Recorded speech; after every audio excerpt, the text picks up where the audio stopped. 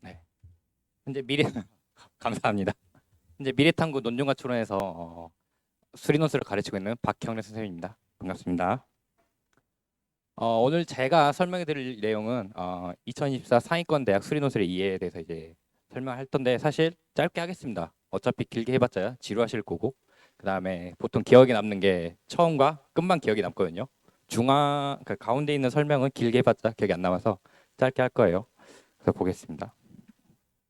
우선 이게 저고요. 다시 뭐 사고력 트레이너를 하는데 제가 사실 운동을 좀 많이 했어요. 지금 좀 살이 많이 쪄서 보이는데 그래서 평소에 트레이너 소리도 많이 듣거든요. 가끔 밖에 나가면. 그래서 착안해 봤는데 제가 두근두근 두뇌 근력 강화를 하는 사람이라서 사고력 트레이너 이름을 지어봤습니다. 좀 민망스러워요. 우선 상위권 대학 수리논술 이해를 하면 크게 세 가지로 볼 수 있습니다. 언제 내신 반영이 어떻게 되는지, 그 다음에 수능 최저가 어떻게 되는지, 그리고 출제 범위가 어떻게 되는지 이렇게 볼 수 있습니다. 지금 받으신 거 보면 논술의 길을 다 받으셨죠. 네, 그걸 바탕으로 다 이야기를 할 거라서 제가 페이지 말씀드리면 그거 한번 참고하시면서 보시면 될 것 같습니다. 우선 첫 번째, 내신 반영. 내신 반영 우선 3페이지를 보시면 3페이지 밑에 2023에서 2024로 내신 반영 비율이 변한 게 보이실 거예요. 결론부터 말씀드리면 내신 비중이 많이 적어졌습니다. 그러니까 보면 우선 첫 번째 이 숫자를 보시면 앞에 있는 숫자는 논술 반영 비율이고요. 두 번째는 교과 내신 반영 비율이고 그 다음에 마지막 거 보면 비교과 내신은 반영 비율인데 비교과는 우리가 알고 있는 봉사 시간이나 아니면 출결 그걸 말하는 거고 그다음 가운데 있는 숫자는 말 그대로 교과 내신 국수영과 어떻게 공부를 해서 어떻게 잘 나왔는지 판단이 되고 첫 번째 있는 숫자는 우리 말 그대로 논술 시험만 보게 되는 겁니다. 근데 반영이 보면 우리 상위권 대학이 연세대, 한양대, 서강대, 성균관대, 중앙대, 경희대, 이대 시립대 정도까지 좀 이야기를 할 수가 있긴 하거든요. 그래서 변형 비율이 변화된 거 보면 경희대랑 이화여대가 다 논술 100% 바뀌어 버렸어요. 한마디로 그러니까 내신을 안 보겠다는 거죠. 내신이 안 좋아도 신경 안 써도 된다는 거예요. 9등급 내신 갖고 있다고 하더라도 그러니까 논술만 잘하면 되는 거예요. 이렇게 바뀐 이유를 그냥 대충 생각을 해보면 아무래도 지금 학령 인구가 많이 감소하고 있잖아요. 애들이 많이 줄어들고 있으니까 그에 따라서 등급이 여건 좀 애매하니까 그냥 없애지 않았을까라는 게 이제 제 의견인데 사실 그런 거 신경 안 써도 되고 결과만 보면 되죠. 내신을 신경 안 써도 되겠다. 그런데 보면 11페이지 한번 봐주시면 될 것 같습니다. 11페이지 보면 이제 학교별로 그 내신 반영 비율이 어떻게 되는지 내신 등급에 따라서 점수가 어떻게 반영되는지 지금 쭉 나와 있습니다. 이거 제가 만들었습니다. 고생 많이 했어요, 진짜. 진짜 힘들었습니다. 눈알 빠지는 줄 알았어요. 아무튼 보시면 어차피 제가 하는 바는 상위권 논술이니까 연세대, 경희대, 성균관대 지금 이화여대가 빠졌는데 이화여대까지 딱 보면 100%입니다. 내신 안 봐요. 그 다음에 한양대는 논술이 90%고 교과 0이고 비교과 10인데 독특해요. 한양대는 왜냐하면 비교과 10이라고 하는데 뭐 이게 출결 본다, 봉사시간 본다 이런 게 아니고 그냥 종합적으로 판단하겠다 이럽니다. 그래서 사실 필요 없고 그러면 서강대랑 중앙대를 보면 비교과는 그렇다 치고 교과가 있어요.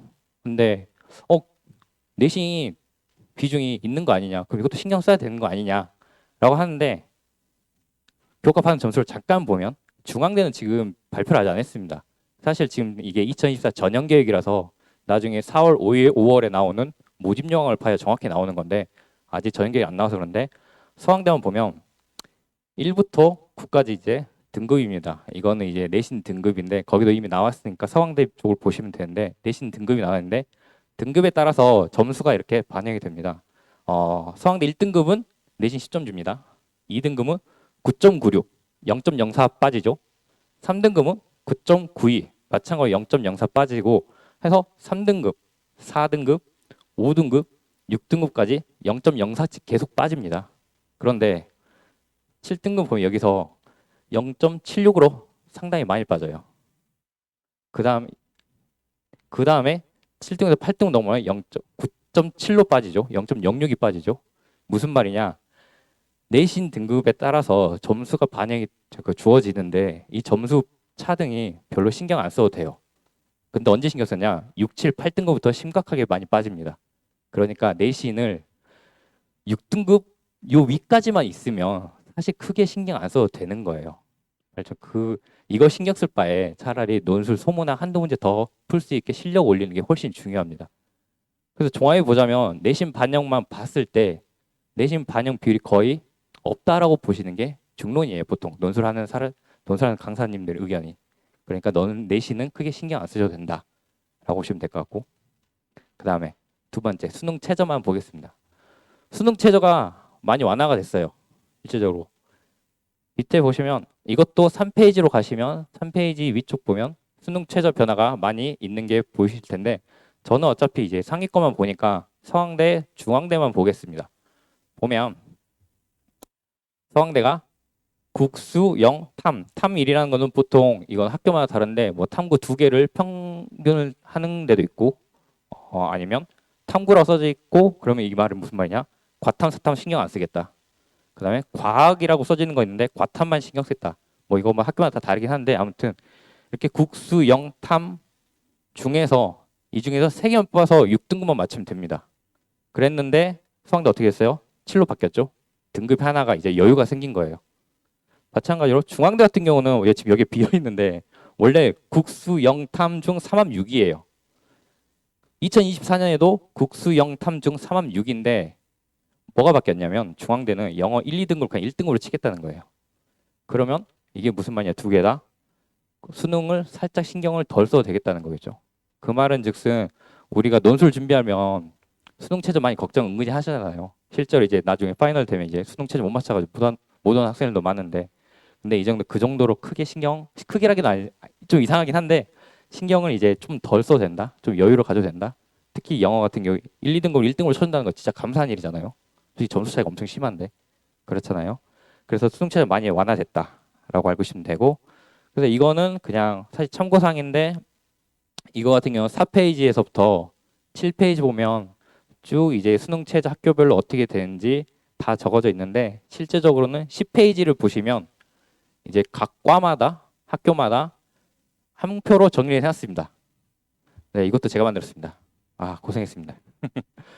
그래서 그냥 참고하시면 돼요. 사실 지금은 크게 신경 안 쓰셔도 돼요. 어차피 지금은 이런 식으로 성균관대 반수굴이 좀 셉니다. 그래서 3합 5를 맞춰야 된다. 그리고 성균관대 자연이나 중앙대 자연은 3합 6을 맞춰야 된다. 이 정도만 알고 계시면 돼요. 왜냐하면 어차피 나중에 원서 쓸 때 그때가 가장 중요한 거예요.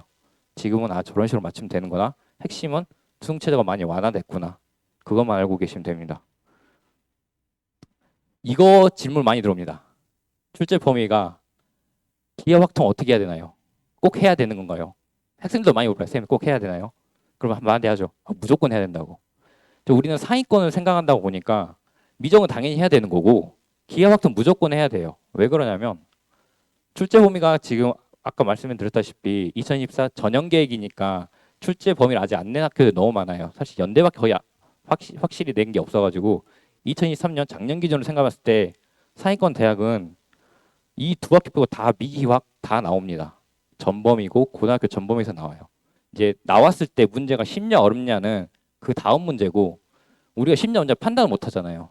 그걸 판단 못 하니까 미리 준비를 다 해야 되는 거예요. 중앙대망은 미적하고 기하가 나오는데 뭐 여기는 그렇다 쳐도 성균관대는 수원 수투만 나옵니다. 그래서 성균관대 목표를 잡으면 기하 확통 안 해도 되는 건 뭐 맞긴 합니다. 근데 수원 수투라고 만만히 보면 안 되는 게 성균관대 수원 수투 많이 어렵습니다. 왜냐면 이제 수능을 하면 다들 수원 수투만 이제 했으니까 뭐 그냥 하면 되겠지라고 생각해서 많이 덤벼드는데 그러면 이제 수원 수투 문제 보고 이게 뭐지? 이거 어떻게 푸는 거지? 선생님 저 죄송합니다. 저 가겠습니다. 이런 학생들 많아요. 근데 이게 나중에 이제 뭐 입시 상담을 다 하긴 하는데 오히려 그게 기회예요.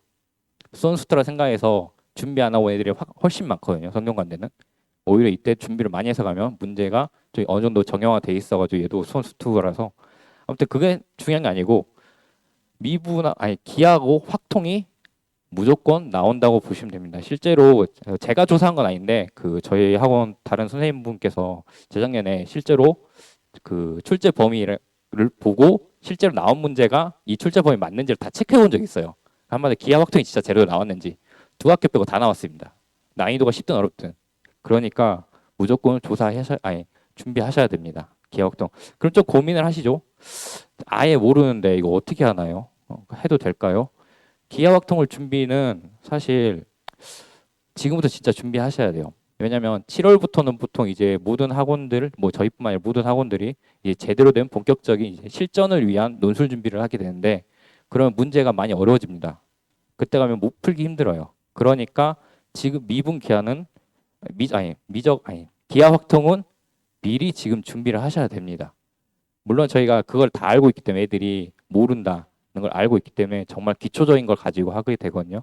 기초를 지금 빨리 쌓아놓고 나중에 7월, 8월 들어가서 이제 본격적으로 준비할 때 확실히 어려운 문제를 풀 수 있도록 그렇게 해주셔야 됩니다. 그다음에 이것도 가끔 물어봐요. 지금 뭐 수리논술이 한데 지금은 선생님 과학논술 어떡하죠? 이거 해야 되나요? 왜 저한테 물어볼지 모르겠는데 저도 과학논술 잘 모르는데 근데 보통 과학논술 중론은 7월부터 준비하는 걸로 저는 알고 있긴 합니다. 모든 선생님들이 그거 과학논술 선생님들도 그렇게 말씀하시는 것 같은데 뭐 자세한 건 제가 잘 모르겠지만 그런데 과학논술은 지금 다 빠져가지고 연세대밖에 남았습니다. 연세대 준비하신 분들은 무조건 과학논술 준비하셔야 되고 혹시 의치한약 이런 거 준비하신 분도 의치한약 아직 과학논술이 남아 있어서 그렇게 알고 계시면 될 것 같습니다. 자, 여기까지 보면 사실 핵심이 나왔죠. 첫 번째, 내신 반영 비중이 거의 없다. 두 번째, 수능 최저가 많이 완화됐다. 이거 두 개만 보면 논술을 안 할 이유가 없습니다. 그 앞에 박찬 선생님이 말씀하신 것처럼 논술을 해야 되는 이유는 보통 상위권은 수능 점수가 있지만 좀 나오긴 하지만 더 높은 데를 가려고 그런 것도 있고 또 아예 학종도 안 되고 내신도 안 되고 뭐 수능도 안 되니까 어떻게 해서든 대학을 가려고 하는 것도 있고 그렇잖아요. 근데 지금 말씀드렸다시피 내신도 완화됐고 아니 수능 최저도 완화됐고 내신 비중도 적어진 마당에 준비 안 할 이유가 없죠. 잠깐 여담을 말해보면 우리가 학교에서 학생들이 교육을 받는 이유가 뭔지 아시나요? 솔직히 인생을 살면서 저 살면서 미분을 해가지고 도움된 적 있다 하신 분 있습니까? 네? 뭐 과일 살 때 미분해가지고 과일 사는 거 아니잖아요. 그냥 계산하면 되는 거예요. 덧셈, 뺄셈, 곱셈, 나눗셈. 근데 우리가 이렇게 미적, 기하, 확통, 뭐 심지어 과학, 물리 이런 걸 배우는 이유는 인생을 살면서 우리가 맞닥뜨리는 것들이 많잖아요. 그거를 본인 스스로가 상황을 이해하고 그다음에 내가 어떻게 이걸 해결해 나갈지 구조를 잡고 그다음에 내가 어떤 방법으로 어떤 논리를 가지고 이걸 해석할지 논리를 끌고 나가면서 문제 해결 능력을 길러주는데 그 목적이 있습니다. 교육은. 근데 실제로 지금 교육의 목적은 그거인데 실제 우리의 교육은 대학에만 집중돼 있죠. 맞잖아요. 다들 솔직히 지금 오시는 게 대학 때문에 그러신 거잖아요. 그렇죠. 그래서 사실 교육 목적하고 지금 대학을 위하니까 대학 관한 수능 이런 시험에 위주에 되어 있기 때문에 학생들이 문제 해결 능력이 많이 떨어져 있어요. 그러니까 본인이 맞닥뜨릴 문제가 왔을 때 이걸 어떻게 해야 될지 잘 모르겠다는 거죠. 물론 이게 이 수학 공부랑 그거랑 좀 연결이 있자 관이 있는 거냐로 물어볼 수 있는데 근데 많은 사람들이 이제 그렇게 생각합니다. 실제 교육 쪽에 있으신 분들은 교육의 목적은 문제 해결 능력을 길러주기 위한 거예요. 그러면서 본다면 논술 공부가 맞는 겁니다. 또 인생과 연결되고 하면 좀 말이 이상하긴 한데 왜냐하면 여러분들 이제 대학을 이제 딱 들어갔어요. 어머님들 그러면 또 무슨 걱정하세요? 취업 걱정하죠. 그렇죠? 저 같은 경우는 저희 어머니가 저를 그 학창 시절 때 신경을 아예 안 쓰셨어요. 어느 날 이제 중학교 보냈더니 전교 1등에서 온 거고 그래도 전교 1등으로 하고 어떻게 이렇게 있다 보니까 갑자기 제가 저 과학고 가겠습니다 엄마 해가지고 알아서 저희 과학고 갔어요. 그러다 보니까 어머니는 제가 대학교 갈 때까지 신경을 아예 안 쓰셨어요. 그런 어머니가 제가 취업할 때 되니까 엄청 신경 쓰더라고요. 취업 언제 하냐? 언제 모르겠어요 어머니 저도. 아무튼 이렇게 하시는데 지금 이미 여기에 있으신 분들은 대학도 걱정하시는데 나중에 무조건 거의 대부분 취업도 걱정하실 거예요. 그런데 취업 중에 하나 중요한 게 학점입니다. 학점이 왜 중요하냐면 학점은 정량적 평가로 물론 이제 기준이 어느 정도 있긴 하지만 이 제가 또 면접을 봐봤으니까 말하는 겁니다. 실제로 면접 가면 이 사람들이 학점 자체를 보는 게 아니라 전공 시험 점수가 어떻게 나온지를 중요시 여겨요. 네. 그래서 그 전공 면접에서 어떤 걸 던져줬을 때 이 학생이 그 상황을 인지해가지고 어떻게 전공과 연결시켜서 이 문제를 해결할 것인가 이걸 많이 판단을 해요 면접에서 특히 전공 면접에서 그렇다 보면 이런 논술 공부가 진짜 근본적인 공부입니다. 단순히 수능 문제가 아니라. 왜냐하면 논술 문제는 상황을 파악하고 그 다음에 이 상황에 대한 내가 해결하기 위한 구조를 잡아야 되고 그 다음에 이 구조를 잡고 나서 자기의 논리를 바탕으로 문제를 해결해야 되는 겁니다. 그렇기 때문에 물론 이제 수능 최저도 완화됐고 내신도 반영이 안 되니까 논술 공부를 해서 대학을 가기 위해서도 하는 거긴 하지만 좀 살짝 더 미래를 바라봐서 아이들이 이제 대학 가서 전공 공부를 할 때라든지 나중에 면접에서 문제 해결할 수 있냐 이런 거 판단할 때라든지 그래서 논술 공부를 좀 해주시는 게 좋습니다. 두근두근 두뇌 근력 강화. 네, 제 이제 수업의 모토입니다. 두근두근 두뇌 근력 없습니다. 네, 이제 재미삼아 하는 건데 이 수업의 핵심은 수학적 사고력입니다. 왜냐하면 수능 공부랑 논술 공부랑 많이 달라요. 수능 공부는 호흡도 짧고 짧은 시간에 많이 풀어야 되고 근데 수능은 긴 문제를 본인 스스로 생각을 하고 어떻게 풀지 고민을 진짜 많이 해보고 어떤 번 풀어야 할지 그 문제 상황도 이해를 해야 되고 하다 보니까 이 수학적 사고력이 많이 필요하게 됩니다. 그러니까 스스로 해결할 수 있는 능력이 필요하다는 거예요. 그래서 저는 이런 걸 스스로 할 수 있게 좀 트레이닝을 시켜주려고 수업을 하게 됩니다. 그래서 사고력 기르는 방법으로도 제 수업에서 이제 가르치는 건데 우선은 모방은 창조의 어머니. 우선 뭐 성공은 실패의 어머니다. 실패는 성공의 어머니다. 죄송합니다. 실패는 성공의 어머니다 있고 보통 모방은 창조의 어머니다 있는데 이건 보통은 예술 쪽에서 많이 쓰는 말이긴 한데 저는 수학 공부할 때 많이 써먹습니다. 어떻게 하자면 우리 학생들이 선생님 강의를 듣긴 하는데 사실 듣고만 있는 경우도 많고 야 이거 풀었어? 못 풀었어? 그럼 답 알려줄게. 그러면 해설지도 꼭 봐봐 라고 했지만 해설지도 그냥 넘어갑니다. 답만 맞춰보거든요. 그런데 그 해설지나 선생님 강의나 이걸 최적화되는 거예요. 이 문제를 풀기 위해서. 그러면 이 풀기 위한 방법을 최적화해서 알려주는데 학생들이 그걸 좀 따라할 수 있게 저는 최대한 따라하라고 많이 말을 합니다. 왜냐하면 따라하다 보면 자기만의 인사이트가 생기게 되는 거거든요. 자연스럽게. 선생님 저렇게 했네. 내가 계속 따라해봤네. 이게 다른 문제도 적용되겠네. 스스로가 많이 생각을 하게 돼요. 그래서 그렇게 그런 걸 기르기 위해서 제가 많이 저를 따라하고 해설을 따라하라고 많이 말합니다. 그리고 두 번째는 키포인트를 찾는 수업입니다. 저희 수업. 사실 지금 여기 하게 제 수학생이 있긴 한데 제 과제를 보면 그 과제를 내주는데 과제에 키포인트를 찾을 수 있게 적을 수 있게 항상 써놔요. 그럼 이게 뭐가 좋냐면 학생들이 가끔 문제 풀긴 하는데 내가 어떤 거에 집중해서 푸는지 이 핵심이 뭔지 모르고 푸는 경우가 많아요. 그런데 이제 키포인트를 확실히 기억해 놓고 가면 이 문제 풀 때는 이런 걸 생각했었지 라고 하게 되니까 키포인트 계속 찾아가면서 자기도 계속 모르게 이 문제 핵심을 파악하는 그 실력을 기르게 되는 거죠. 그래서 저희 수업은 이렇게 두 가지 방법을 해서 하게 됩니다. 수업의 구성은 우선 비슷합니다. 주제 강의를 하고 그 다음에 모의고사를 보고 모의고사를 다음에 해설 강의를 하게 되는데 지금 이 내용은 지금 제 거 브로셔 보면 보라색 브로셔 보면 거기에 다 나와 있으니까 그걸 보시면 되겠습니다. 이건 프로젝트라고 하는데 이제 뭐 1년 연간 계획이긴 한데 우선 지금 3월 개강한 반이 있는데 3, 4, 5월은 수원스투 미적분 기하 그다음 6월까지 해서 확률과 통계를 하는데 가장 기본만 가르치게 됩니다. 실제로 이제 제가 문제를 이제 막 풀어주고 강의를 하는데 아주 쉽게 가르쳐주고 있어요. 어차피 저희가 본격적으로 어렵게 나가고 실전적으로 나가는 건 7월, 8월이니까 6월 동안은 기초를 쌓고 그다음에 논술 문제에 대해서 적응할 수 있는 이제 힘을 길러주기 위해서 그다음에 7, 8, 9월을 가면 이제 문제 해결 전략이라고 해서 심화 수업을 들어가게 됩니다. 지금 수업은 보통 문제가 가장 기본적인 문제라서 실제적으로 이제 대학에서 논술 문제로 나온 문제들은 잘 안 해줘요. 애들한테 너무 어려워하니까. 그런데 7, 8월 데려가면 문제 해결 전략으로 이제 저희 학원에서 많이 하는 건데 이 문제에 접근하기 위한 방법이 여러 가지 있습니다. 그 추론하는 방법들을 그 추론하는 방법을 바탕으로 미적, 기하, 확통, 심화 문제로 넘어가게 되고 이제 10월부터 11월까지는 중간에 10월에는 이제 연대가 있으니까 연대 파이널도 있고 11월 말부터 이제 수능 끝나고부터죠. 그다음에 12월까지는 12월 초까지 이제 파이널 수업이 다 있게 되고 중간중간에 경우에 따라서 10월 말에서 12월까지 가끔 이제 수능에 집중하는 것보다 진짜 정말 논술만 하고 싶어 하는 애들도 있어가지고 특강이 있는데 그거는 이제 그때그때 다르고 그다음 넘어가면 학생 관리는 이렇게 됩니다. 대면 첨삭하고 복습 과제. 이거는 모든 선생님들 하게 되는데 1대1 대면 청탁은 아주 좋습니다. 왜냐면 저희 학원의 이제 뭐랄까 장점입니다. 이게 대부분 다른 학원 가면 1대1 첨삭이라 해봤자 그냥 답 맞았네, 맞았네, 틀렸네 막 이것만 하고 하는 경우가 생각보다 제가 다른 학생이 들었거든요.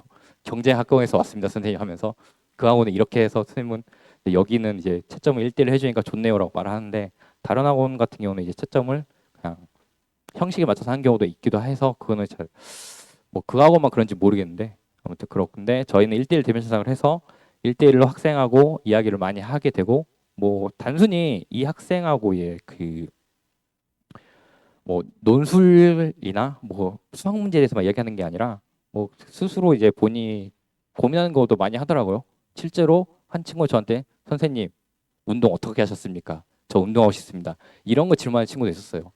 아주 진짜 혼났습니다. 그거 할 시간에 지금 공부하라고. 아무튼 그 정도로 좀 친밀감도 쌓을 수 있고 이 학생이 답안만 보고 이 학생 성격도 파악할 수 있거든요. 실제로 답안 보면 이렇게 푸는 게 좀 더 효율적인데 왜 굳이 저렇게 풀까 하는 친구인데 가끔 그 학생들 보고 있으면 100이면 100 고집 많은 고집 센 친구들입니다. 그 정도로 답안을 통해 가지고 그 학생의 성격도 파악할 수 있고 이 학생의 장점 단점도 파악할 수 있기 때문에 저희 학원에서 이제 아주 효율적인 학생 관리 시스템이지 않나 싶습니다. 복습 과제는 우선 복습 동영상은 필요시 제공이라 하는데 그냥 대부분 다 그냥 바로바로 보내줍니다. 어차피 이제 복습을 해야 뭐 애들이 실력 올라가니까 무조건 보내주고 그다음에 저 같은 경우는 키포인트를 떠올리게 키포인트를 기입할 수 있게 그다음에 다시 쓰기 과제를 주고 그다음에 자연스럽게 피드백을 계속 해주면서 스스로 서술 연습이 될 수 있게 하게 됩니다.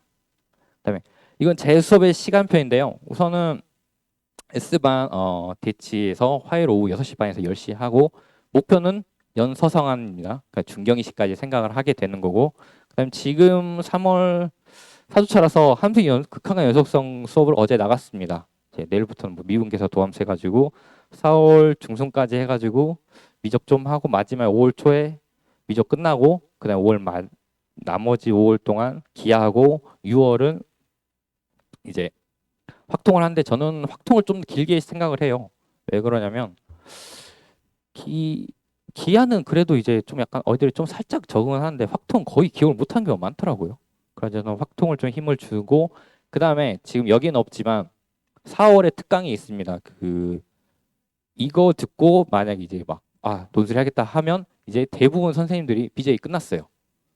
이제 들으려고 하면 그럼 대부분 끝나가지고 이제 기하 확통을 들어가야 되는데 아직 미적을 안 하는 학생들을 위해서 4월 중순부터 이제 한 3주에서 4주 정도 특강을 계획하고 있어가지고 혹시나 관심이 있으시면 어, 학생한테 이제 해보라 하는 것도 괜찮을 것 같고 실제로 그 특강 계획은 이제 따로 또 안내문자 나갈 거라서 그때 하시면 될 것 같습니다.